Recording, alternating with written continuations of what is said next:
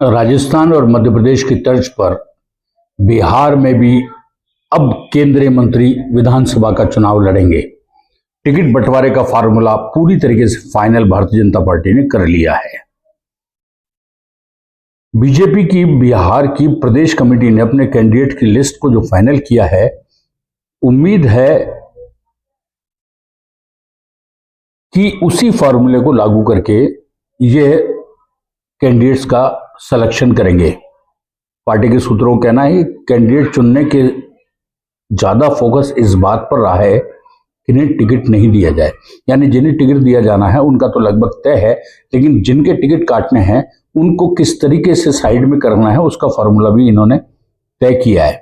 BJP ने जो है लगभग 25 से 30 मौजूदा विधायकों के टिकट काटने का फाइनल कर लिया है। टिकट की दौड़ में सबसे पहले उन्हें बेदखल किया जाएगा जिन्होंने पार्टी से गद्दारी की। 2024 में एनडीए की सरकार बनी थी, तब फ्लोर टेस्ट के दौरान एनडीए के कई विधायक पार्टी लाइन से अलग जाकर विपक्ष को समर्थन करने वाले थे।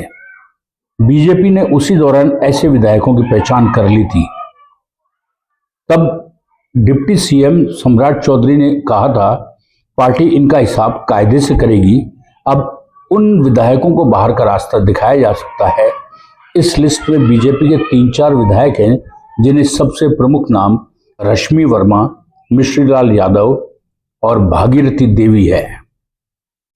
टिकट बंटवारे में पार्टी की तरफ से उम्र को भी तवज्जो दी गई है, यानी 70 साल से बड़ी उम्र के जो विधायक है उनको घर बैठाया जाएगा और उनको मार्गदर्शक मंडल में शामिल किया जाएगा। ऐसे विधायकों की संख्या पार्टी के अंदर लगभग 15 है। भारतीय जनता पार्टी हमेशा इस तरीके के प्रयोग करती रहती है। इसके 2 फायदे होते हैं, एक तो एंटी इनकम्बेंसी की नाराजगी खत्म होती है और दूसरा नए चेहरों को भी मौका मिलता है।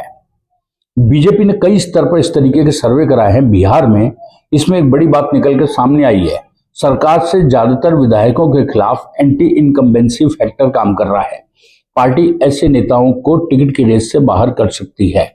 इसी कैटेगरी में नॉन परफॉर्मिंग विधायकों को भी शामिल किया गया है और लगभग 6 विधायक के टिकट नॉन परफॉर्मेंस के कारण कटने की पूरी संभावना है। अमित शाह ने जो कोर कमेटी है उसको कई टास्क दिए थे और अमित शाह ने पार्टी के प्रदेश नेतृत्व को अपने हिस्से की 80 से 90% सीटें जीतने का टारगेट दिया है। अब तक यह लक्ष्य 60 से 70% सीटें होती थी। अमित शाह ने कहा इसके लिए कुछ विधायकों को टिकट काटने पड़े तो काटिए, बड़े नेताओं को उतारना पड़े तो उतारिए, लेकिन जीत का प्रतिशत घटना नहीं चाहिए। 2023 के चुनाव में मध्य प्रदेश, राजस्थान में हुए विधानसभा चुनाव में बीजेपी ने बड़ा प्रयोग किया था।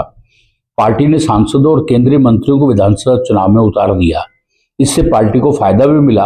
अब पार्टी बिहार में भी यह प्रयोग कर सकती है।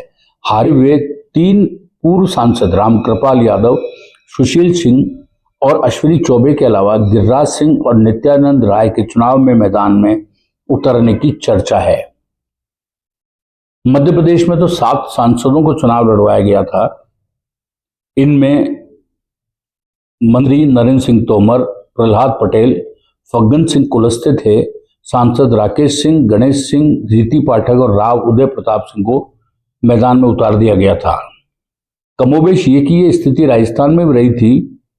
राजस्थान के अंदर 7 पूर्व सांसदों को मैदान में उतारा, जिनमें 4 जीते और 3 हार गए।